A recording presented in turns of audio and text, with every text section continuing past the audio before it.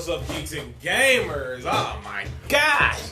It's so great to see you, geeks and gamers, face. We are back. First, we would like to send our condolences out to people who were affected by the coronavirus. COVID-19. Yes, but that's as much as we're going to say about that. We're not going to talk about that too much on this podcast. So, with that being said, it's your boy Q And QMG. bring you guys into the universe where we talk to you guys about everything geeky, gaming, and nerdy. And let's start it off with a celebration for being back.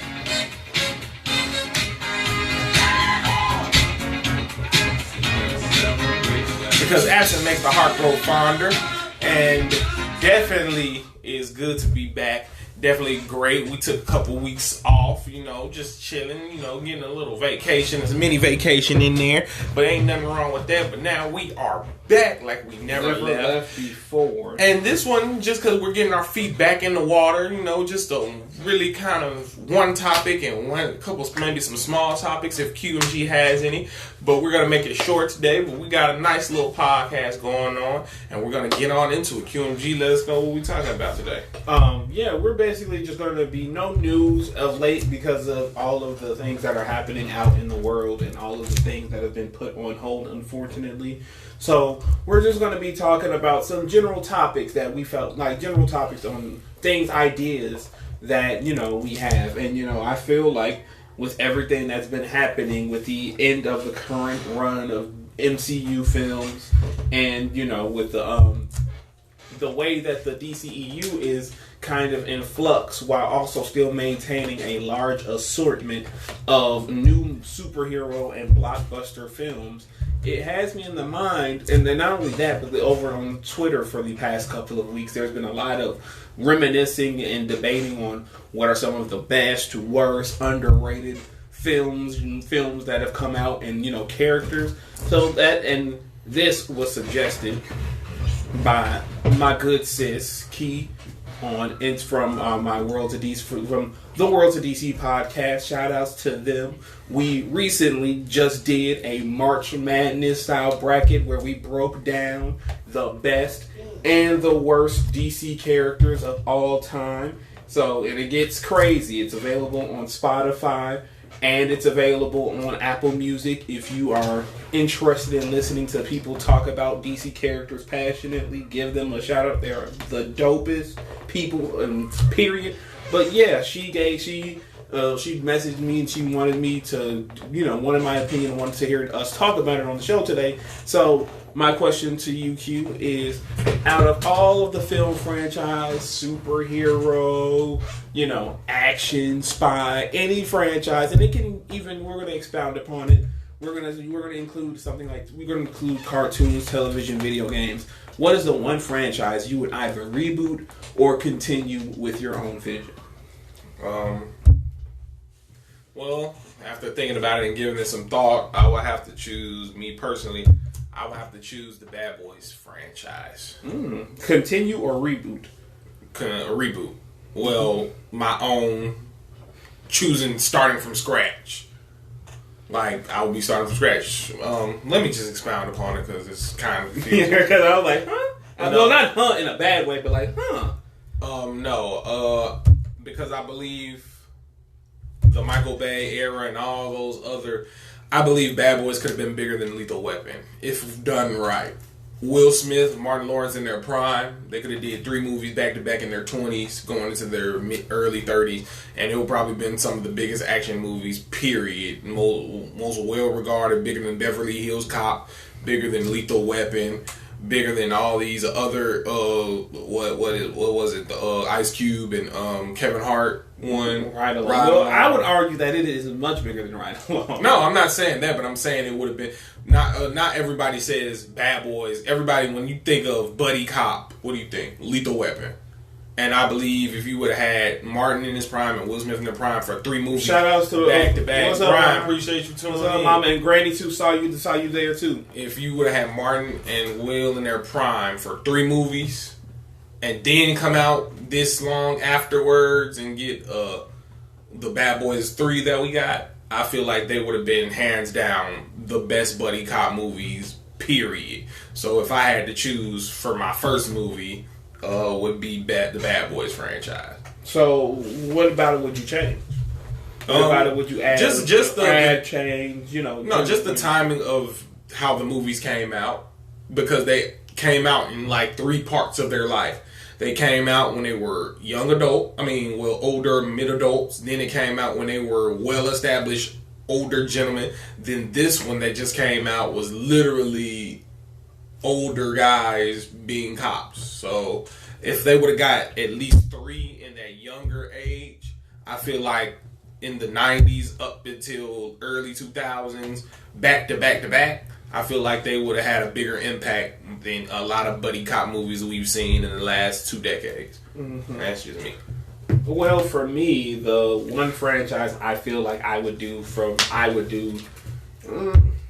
I'm not gonna say I would reboot it, but I would say I would, definitely tweak it and change it. Would be the current Spider-Man iteration and how it is done, and I would change it simply to the fact I would erase more or less Tony Stark's involvement past Homecoming. I would literally keep everything the same up until the moment after the ferry was destroyed, and I would literally change it to where Peter feels remorseful from what Tony was saying. I would literally change it to where Peter calls out the BS of that statement, because it's very irresponsible and just hypocritical for Tony to try to throw into Peter's face his safety when Peter understood that it was much bigger than what either thought, and it probably needed them to directly be involved rather than have a third party try to fill out the situation, knowing that they probably would have ended up being killed. And that's what all Peter was trying to accomplish. And rather than do that, Tony just wanted to keep Peter out of it, right or wrong, instead of listening or taking him seriously.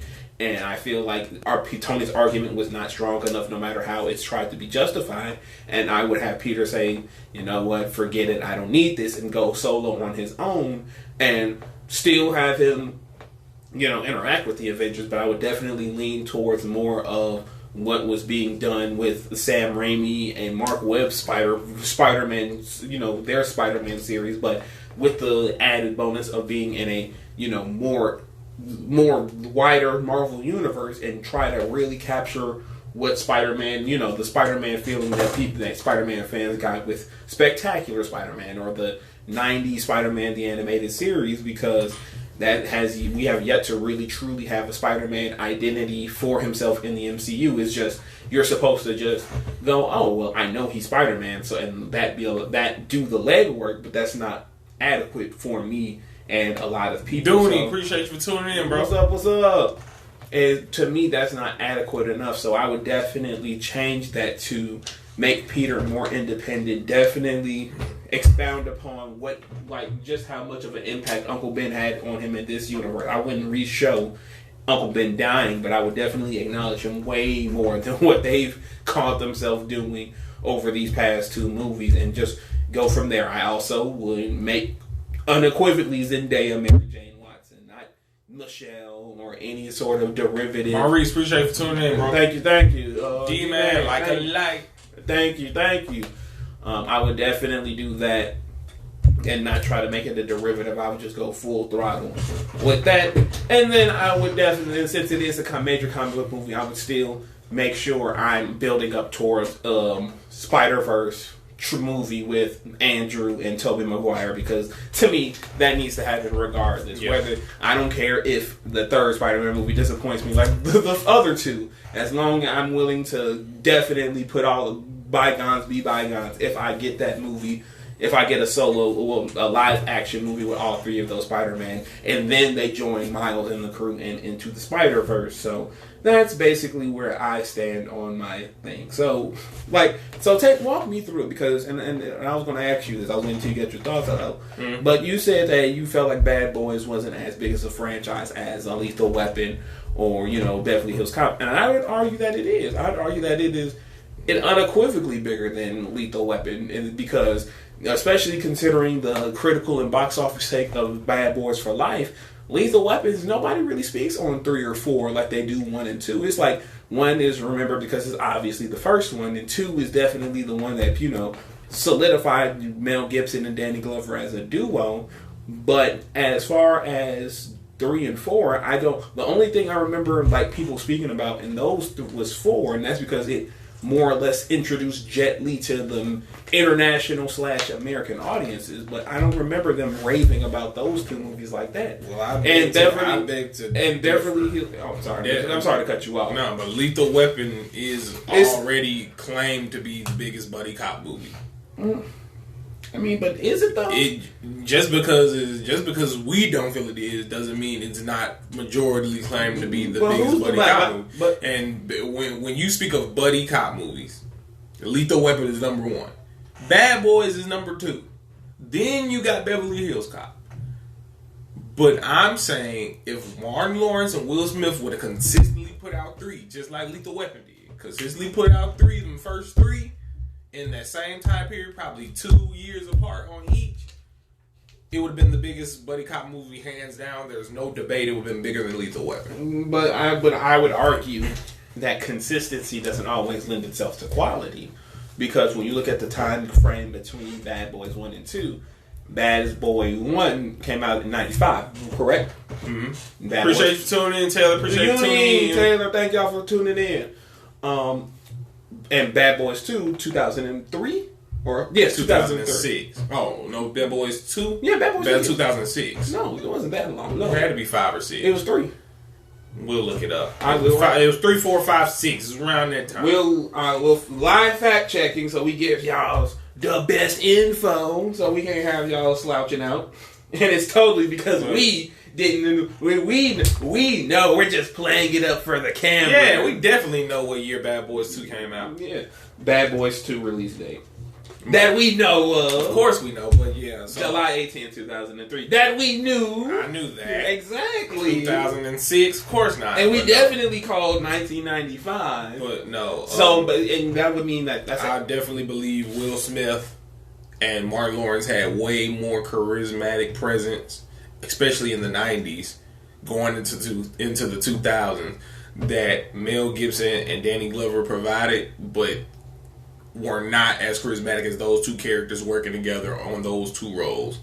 But I feel like, and I definitely want to hear your thoughts on what I said, but I don't feel like that's the case though, because Will Smith and we were saying that, but we forget the quality of movies, comparing the quality of movies that both duos did with Mel and Danny, Lethal Weapon 1, 2, then Danny Glover did Predator 2, which is a bop. Hey. A bop. It was a banger. Oh, I thought you were saying it was bop like whack. Bop is not associated with whack. Like that was bop. No. But I'm saying no one says that was a bop like it was fire. Like, man, that was bop. No, like it was a bop. It was a banger. Like, see bop and it kind of sound like bomb. Though. No, bop is universally understood nowadays as being A1. As being so how would you use it in this sentence? Predator 2 was a bop. That's the sentence. I've never heard anyone use that. You're gonna use bop from now on, just like everyone else. Anywho's, what's up, Casino? Appreciate you tuning in. And then Mel Gibson, prior to Lethal Weapon, or during the Lethal Weapon era, he was doing the Mad Max trilogy, but of course he did fall off somewhat. And then, especially in the mid '90s, was doing rom-coms such as What Women Want. I like that movie, but it's a rom-com. It's not not a blockbuster. But then when you compare that to Will Smith, do we even have what's Will Smith's nickname? Mr. 4th of July, because every 4th of July. I thought you were gonna say Big Willie. That too, his movie nickname is Mr. 4th of July, because every 4th of July I thought it was because of Independence Day. No, it's because all of his biggest movies came out around the 4th of July, and he never missed. Martin Lawrence, same boat. All of his movies, whether it was action or comedy, not even to mention Martin the television show, that's a high class body of work. So that also is the reason why everything was spread out. Not to mention Will Smith had Independence Day, like you said, and he also had another little franchise. I don't know if you heard of it by the name of Men in Black, which he was also very much committed to.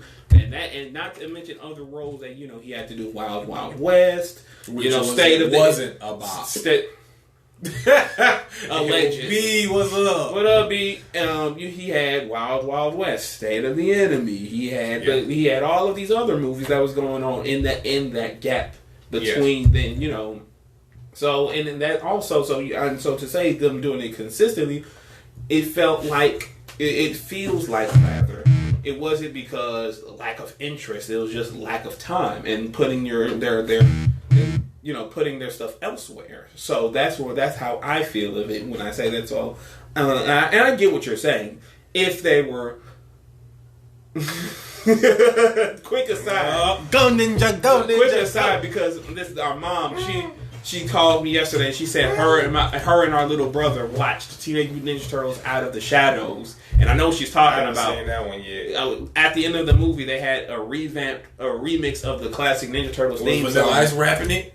They had a segment with "Go Ninja, Go Ninja, Go, Go Ninja, Go Ninja, Go." So I could see what she said. That she, in her opinion, and she is a critically acclaimed Chicago movie reviewer. She said that was the best Ninja Turtles movie she has ever seen. So definitely give Teenage Mutant Ninja Turtles I like Out of the Shadows. The first one, Michael, with the Benjas. I like the Benjas. Yeah, we talking about with Mama.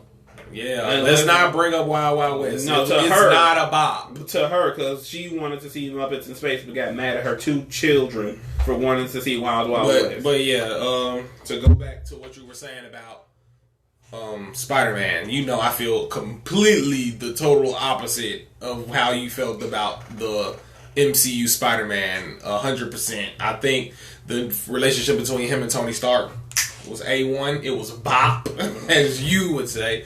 I think it was really well done. I liked, even though the whole time Tony Stark, hey, what's up, bro? What's up, Jay? What up, Jay? Yeah, the whole time Tony Stark was being humanized more and more and more and more and more through the relationship with Peter Parker. JB, what's up? And they took it a different direction. And I like that they took it in a different direction. Now, do I agree with them taking a lot of aspects from Miles Morales? I didn't really care for it as much. But the relationship with Tony Stark and Peter Parker, I really felt really comfortable about it.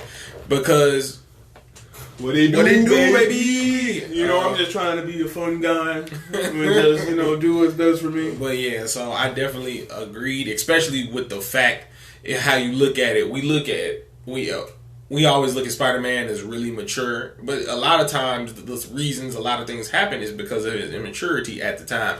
So if you have to look at it, when Uncle Ben died, he was 14, 13 at the time, right before he became Spider-Man, 14 years old. So you have to look at it. Thank you, Jay. Thank you for the compliment. Really appreciate it, bro. You got to look at it. When Uncle Ben died, it was just him and Aunt May. And he already looked up to Iron Man in the MCU. So getting a chance to actually interact with somebody who he looked up to prior to Uncle Ben dying, it was almost as in he inadvertently put Tony Stark in that role. And Tony Stark, unbeknownstly to him, took the role and in turn became attached to him. So it's not like it's just out the blue, Tony Stark is my surrogate dad. It was very much out of the how it led up to that. No, it didn't. No, because what you're doing is classic MCU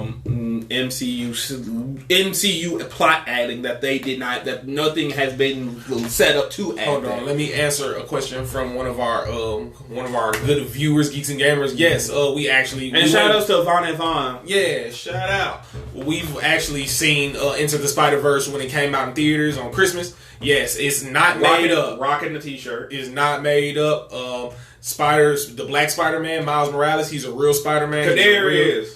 What up, ABM? Appreciate it. He's a real Spider-Man. He's been in the Spider-Man comic book universe in the Ultimate Universe for a pretty long time now.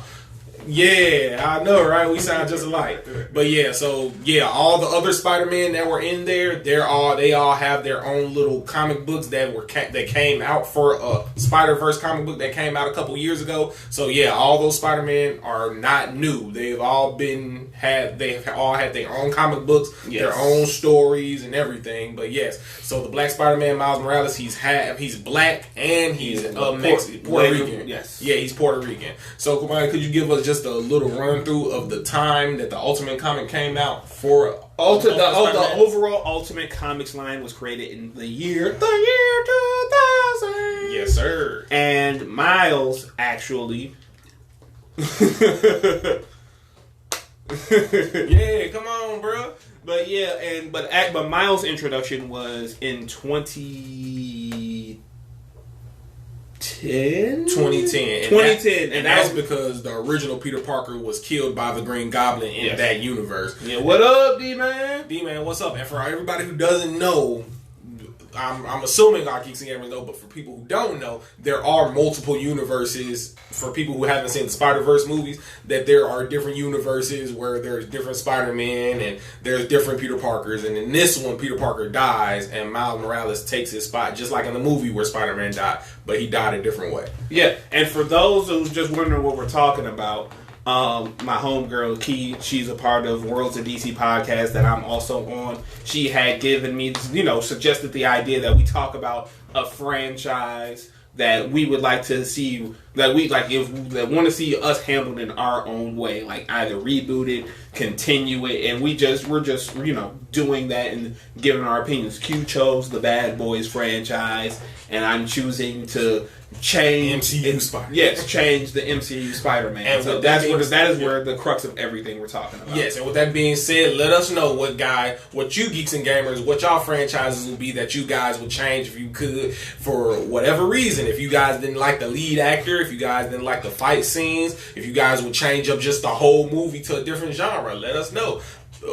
Because speaking of that, even movies have done this. The Purge. The first Purge was a horror movie. Then they were like, man, we have a chance to really make something here. So they changed the whole genre to an action franchise. And I think it was a change for the best. Me personally, I really enjoyed the action-oriented Purge. And I'm glad you brought that concept up, because most people believe that it's not about changing anything. Changing anything and changing tones, settings, characters are not inherently bad. It's how you do it, and if you're respecting what came before. If you're respecting what came before while making the change, then that's good, because you're adding your own stamp to it. It's when you try to say, trying to disrespect or try to cash grab it, that's when a lot of animosity is created and added to it so far and so on. So, yeah. But to go back to the overview of Miles Morales, he was created in 2010. That version of Peter Parker sacrificed himself to save his family from the Green Goblin. And ever since then, Miles has been Spider-Man, and he's even now, all of those universes has merged. So now Miles is just as much Spider-Man in the mainline universe as Peter Parker is. So that's awesome, and he's still going strong all of these years later. So yeah, but back to what you were saying about Spider-Man and Tony, because I did not forget that. It's Bob. It's not, because it's all of the stuff you said is stuff that fans has inferred but has never been brought up and expounded upon in the movies, and therefore I can't give credit to the MCU or the filmmakers for any of those ideas, because they have yet to capitalize on it. What you're saying is if Quentin Ziegler was a filmmaker and a screenwriter on the Spider-Man side of the MCU, and you said that that's what your intent was, then I have no argument. I asked him, that's fire. Okay, I can it might not be what I'm used to, but I see that you're still acknowledging Uncle Ben had a significant impact. I would ask you put more emphasis on that moving forward, and I would ask that you show Tony Stark doing it a lot more in, showing it outwardly and admitting to his faults. But if you were in charge of that and you just gave me that explanation as the head of the Spider-Man side, I'm like, okay, I can understand that. Yeah. But that has not happened. It is just they're just leaving it. They're just leaving the fans to talk about it and completely just not acknowledging any of it. And personally, despite me saying just that, I still wouldn't have. It still just can't work, simply because Peter is a man of great responsibility, and Tony is a man of irresponsibility. Everything Peter does is driven by being responsible, being there for somebody, making sure somebody has help. Whether he gets beaten to a pulp or comes out on top, he's always going to try to help someone out. And if he feels like, and if something bad happens, he's going to shoulder that burden because he feels like he could have been the one to change the tide. Tony is not that person. Tony feels like Tony acts in his own best interest, and he thinks that's what's best for the world. And when that backfires, he rarely, if ever, takes responsibility for it. Except, like, the only time he's ever really done that is when he first became Iron Man, and even then, it was without the foresight to realize that, I'm trying to stop these weapons, but I'm going to create this ultimate weapon to destroy, which in turn saved the world. But also, and not only tried to create a bunch of copycats, but also showed that this guy can do this, so I'm going to try to double that. And then look at this planet now has all of these, so now we can go there and try to mess with them. It's when Tony really could have just put an injunction out and just went to the government and said, I want you guys to go and put a stop to all of these weapons and do stuff within the legal means rather than become a vigilante / public figure in a super flying mega tank and do all of that stuff and then constantly create a box of scraps. But yes, but in short, Tony doesn't own up to his faults, and when he is at fault, he downplays it, or he tries to make a quip, or has his enablers try to say it's not entirely his fault when it is. I don't think that is a reason for him not to be a hero, or not because he has a flaw. I don't think that is indicative to the character that he is, because we did see a growth in Tony Stark all the way up into Infinity War. But what was the growth? The growth came at the expense of half of the universe that he more or less put the universe in that position, because he took the biggest risk. But that risk shouldn't. But sometimes the biggest risk only exists because you made the biggest mistake. How many times have we made problems that we had to, as humans and as adults? But when you have to live with the consequences of your choices. But when your responsibility is great, that should limit the amount of great risks you take. Not when you have flaws. It's just like every other superhero does. And a quick aside from our Twitter chat, for those watching on Twitter, we have we have my homegirl Keith from Worlds of DC. She chimed in with what franchise she would make a change to, and she says, "I changed the Fast and Furious universe by having the third story based around Rook Yoon's character Johnny, and it basically have him." My glasses are not working.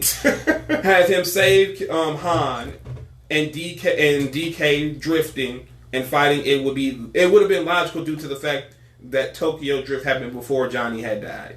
So basically, what she's saying is she would not focus. She wouldn't kill Han in Tokyo Drift, and basically would have changed stuff around. Yeah. So, but guess who's back? Which we won't see until next year. I am bummed about that. But thank you, Keith, for shouting us out and giving us. But if you guys, Uncle Ellis, appreciate you tuning in. Yeah, and you guys too watching. If you have even if it's just a quick idea, don't be afraid to put it in the Facebook comment section and tell us what franchise that you would change if you like, even if it's a small change, a big change. Yeah. Because what up? And like we're saying, once again, the question is, what movie franchise would you change and why? Franchise means multiple movies. Which one would you change and how, if it's a small or big? But back to what we were saying. I just don't, back to Iron Man, I don't think it's indicative of the character that he had become. I think even with your flaws, you have the ability to touch people. But I understand that. Trust me, I absolutely do. But when you're talking about a character as meaningful as Spider-Man, and just like how much can Iron Man teach Spider-Man that Spider-Man already hasn't shown to have the knowledge and the capability of learning and properly. That is my main crux of it. I hold that thought. Small sidebar. Uncle Ellis, QMG was watching it as well. Let us know, how do you like the pre-produced versions of WWE? Do you like the pre-produced more, or do you like the actual with the audience and the crowd in the background? Let us know. Well, to be honest, and the reason why we bring that up is because last night. I'm Lord, please don't let me track this on, but it's so awesome. Please don't. The Undertaker and AJ Styles put on quite possibly the greatest thing WWE has produced in decades, if not all time, and that was the Boneyard match. And I suggest anyone who has ever loved, watched, or heard of The Undertaker to watch this match, because by God, is it entertaining. I watched it. It looked like Sean, what's up? Appreciate you tuning in. Me personally, just sidebar, we're gonna get back to our topic for the day, but me personally, I prefer the crowd reaction. I prefer the crowd engaging in every match. I don't really care for the Lucha Underground, soap opera, All My Children style WWE that's going on right now, because how it's produced is produced almost like a soap opera-esque. How the camera's shot, the resolution, even the angles are more of a soap opera-ish type fight. Like, if you ever seen a soap opera like All My Children, when they get to fighting, that's how it's kind of produced. And I don't know if I prefer that. I've heard mixed reviews, though. I heard people that like it, and I heard people that don't like it. It's really just up for preference, but I really prefer that crowd reaction. We talking about a rumor that... Oh, yeah. Well, they have been talking about that, because they're not that it's confirmed or anything, but just with like the what if stories, a lot of the characters from the what if stories are being played by their actual voice. They are. Well, that is confirmed that if that is the case with Robert Downey Jr., that he will be in. He's like this, because they said that the Iron Man episode will be a riff of Thor Ragnarok, but with Iron Man instead of Thor. Yeah. So. Yeah, with the audience. Yeah. Yeah, it was off the chain until Charlotte won the NXT Championship. So now that means that I'm gonna have to. So now that means instead of watching the same boring ass Charlotte match on Raw, where it's gonna be overproduced, now I get to see her do in NXT. So now I know. So now I have to deal with yet another boring, unnecessarily long title reign that Triple H is going to just Triple H it up. And Bianca's not going to win the title. Io's not going to win the title. I have a lot of feelings on that, but we're trying. But that's off topic. Back to the topic at hand. Before we get on out of here, our last final thoughts. I did. Torrance, appreciate you for tuning in, bro. Let me know when you're getting on that war zone so we can hop on that guy. But yeah, I don't feel like the Tony Stark and Spider-Man relationship was detrimental to their characters. I feel like it made their characters stronger in the reigns of the MCU. Now, if we're talking about comic books, not so much, but if we're talking about MCU's version, their relationship, I feel like there's a lot of parents who don't live up to the responsibility to raise their children, but still instill things in them that help them be better people. In real life, that happens, and I feel like Tony Stark was a prime example of not living up to the expectations that he should have been setting, but still instilled things, and still at the end of the day put his life on the line to save the things he cared about. Which one of those things were Spider-Man and Peter Parker? Tired of Shaw. He's tired of Shaw. Yeah, I mean, like, that's my girl. I mean, she's my girl too. But when you have Rhea Ripley hit her finish that no one has kicked out of 5 minutes into the match, you kind of already know what WWE is going to do. So that's what took me out of the match. Like I said, this is next week. Yeah, we'll talk about we'll it talk. next week. I will talk about WrestleMania by hook or by crook next week. But I feel young fellas. That's all I'm gonna say. But yeah. So Bad Boys for me. Spider-Man you for me. You can say your last final thought. Well, actually, I have a different idea on how we can do final thoughts. Q, what are your general final thoughts on stuff? Period. In the realm of nerddom and Just feel like right now everything's up in the air due to the stuff we got going on, and I just hope that a lot of things don't take a turn for the worse. I hope we can get back to a level where we're going back to theaters and enjoying the movies in the way that we wanted to, and not having to settle for them to be straight to streaming services or straight to DVD or Blu-ray. I'm just ready for everything to get back to normal now, and also a lot of things are going to get shaken up. A lot of things have been shaken up as opposed to the Morbius and Venom. Their release dates have been swapped. And that begs to ask the question: how are they going to edit out edit the scenes, the special scenes? Well, it's not. Well, just to quickly add some stuff to it. No real movie is set in stone. From everything I've been researching and being told, all of these movies are being set up to be potentially moved back further, depending Even on Venom. When I just said Venom, hey Chad, appreciate you for tuning in. Absolutely, there's no movie currently out not prepared to move back their release dates because of how serious this is being taken. So Venom might have a concrete release date, but that's not me saying that it might not be pushed back. And same thing. Same thing goes for all the other big movies that might have a pushback release date, and they might get pushed back. And some best case scenarios, some might be pushed up. Yeah. So just pause. Just for our new viewers, our new geeks and gamers, appreciate y'all for tuning in. This is Enter the Universe, where we talk to you guys about everything geeky, gamey, and nerdy. And you can always watch us every Sunday. If we're not gonna be doing any podcasts, we'll let you guys know on my social media site as well as QMG's. But we do this every Sunday at 7:30, 7:40 around that time, and we'll let you guys know because it's Eastern Standard Pacific time and all these other wonky. It's pussy. Anyway, that's Bob. That's not. But anyway, that's your. Also, that's your word. No, I said what I was going to say was that's not even what I was going. That's not even how I said it. But yeah, so you guys can watch us every Sunday. We'll let you guys know, and we love you guys and thank you and appreciate the support. Without you guys, we wouldn't be doing this. But back to what you were saying. What was I saying? You were talking about the Spider-Man stuff, Iron Man stuff. Oh no! I said all I got to say about and your that. final thoughts. Any final thoughts on anything? Doom Eternal is the wave, and if you have a PS4, you should play it because it's very, very good. And Call of Duty Warzone is amazing if you guys got a PlayStation or Xbox, because you can or PC, because it's all cross-play. Play Call of Duty. And if you have if you have a Nintendo Switch, get Animal Crossing New Horizons because it's very much a very good self-care video game that helps people cope, especially with all of the self-isolation that is going on. It helps people cope. Also, stay y'all ass at home. Don't say it's very please stay at home. And just stay at home, y'all. And if you have to go out, make sure you have the proper equipment, gloves, masks if you feel like if you have a cough. But also, please keep in mind of a lot of things. Be wary that while it is what's going on, there's also other things.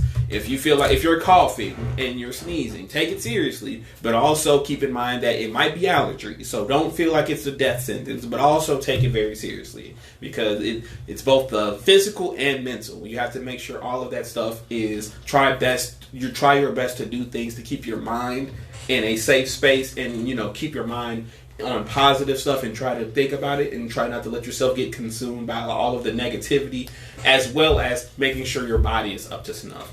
Just try to keep everything in a positive sphere as much as you can. Practice social distancing, but still don't cut yourself off from people. Don't cut yourself off from people.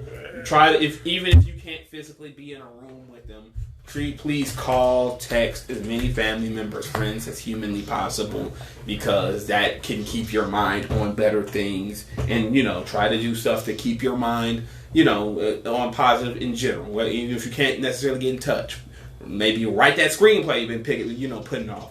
Do some meditation, yoga, working out, beat them games. You've been holding off. Watch them shows you haven't seen. The movies, read that book you haven't. So, there's just a lot of stuff. And with that being said, do you have anything to promote that you've been working on, maybe? Or you got on the pipelines? Not at the moment, but next week I will definitely have some things for you guys. But with that being said, oh, you do? Yeah, of course I do. You should have said it first. Well, I'm not going to let you I appreciate that and warm my heart. As always, like I said multiple times, and I'm going to keep saying it on this show, shout outs to Worlds of DC podcast, my crew, Mikey, Tabitha, Haley, Key, Jamari, Mike, Aaron, Zawar, all of you guys. Thank you. That those guys are awesome. We talk about DC related. We've been talking about the movies. We talk about the animated series, news that goes on, rumors. Recently, my favorite thing that we've done recently was the March Madness bracket that we did.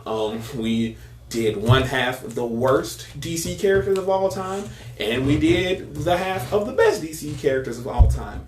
It does not go the way you would imagine it to go. It's very entertaining. It's very shocking, and a lot of thought was put into it. There's a lot of ultra chaos going on.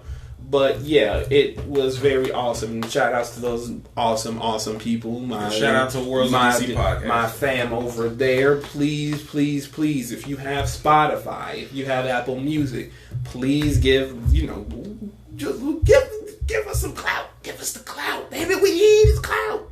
But in all seriousness, give us a listen. We go hard in the paint, just like we go hard every Sunday on Facebook Live.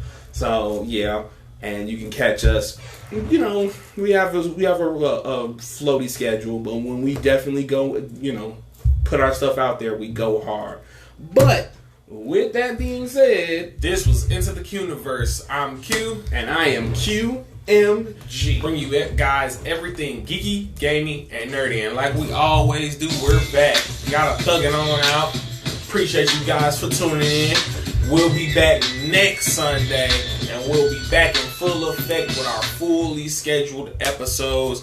We'll be back. Appreciate you guys for waiting on us. We're back like we never left, and we ain't going nowhere. QMG OnlyFans account dropping real soon. Keep your eyes on it. So you guys, peace out. We's out.